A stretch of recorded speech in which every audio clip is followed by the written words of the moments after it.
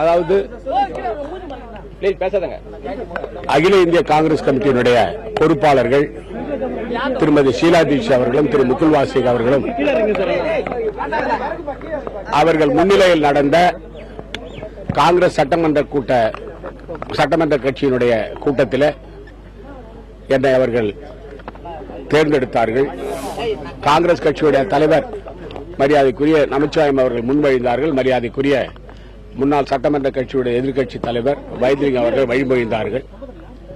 அதற்கு பிறகு 15 சட்டமன்ற உறுப்பினர்கள் ஏகமனதாக என்னை தேர்ந்தெடுத்ததற்கான கடிதம் அவர்களிடமிருந்து பெற்று, அதேபோல புதுவை மாநில காங்கிரஸ் கட்சி தலைவர்களுடைய கடிதம் என்னை சட்டமன்ற கட்சி தலைவராக தேர்ந்தெடுப்பதற்கான அந்த கடிதம் புதுவை மாநில காங்கிரஸ் கட்சி தலைவர் ஒரு கடிதம் கொடுத்தார்கள்.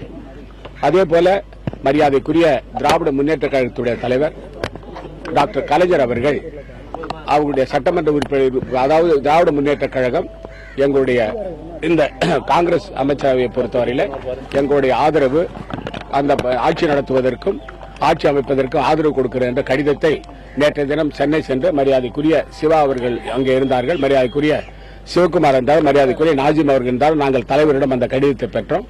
அதை பெற்று வந்து நான் ஒரு கடிதம் எழுதி, துணைநிலை ஆளுநருக்கு ஒரு கடிதம் எழுதி, எங்களுடைய காங்கிரஸ் கட்சியுடைய 15 சட்டமன்ற உறுப்பினர்கள் என்னை ஏகமனதாக சட்டமன்ற கட்சி தலைவரை தேர்ந்தெடுத்திருக்கிறார்கள்.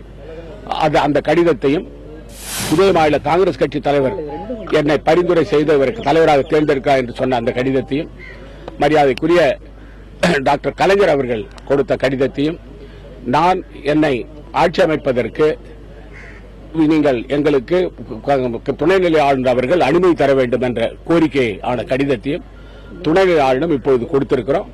துணைநிலை ஆளுநர் அவர்கள் ஆட்சி அமைப்பதற்கு எங்களுக்கு அனுமதி கொடுக்கிற சமயத்தில் யார் யார் அமைச்சரவையில் வருவார்கள் என்பது சம்பந்தமாக எங்களுடைய மேலிடத்திலே அன்னை சோனியா காந்தியிடையும் மரியாதைக்குரிய டாக்டர் அவர்களிட நம்முடைய இளந்தலைவர் ராகுல் காந்தி அவர்களிடமும் கலந்து பேசி நாங்கள் யார் யார் அமைச்சர்கள் என்பது சம்பந்தமாக இன்னொரு கடிதம் கொண்டு வந்து கொடுப்போம். அதற்கு பிறகு வந்து பதவி பிரமாணம் இருக்கும். அது நானும் கட்சி தலைவரும் இன்னைக்கு மாலையில வந்து டெல்லிக்கு போறோம். டெல்லி போய் கட்சி தலைமையை சந்தித்து அதாவது கட்சி தலைமை எங்களுக்கு அனுமதி கொடுத்து அந்த கடிதத்தை கொடுத்த பிறகுதான் நடக்கும்.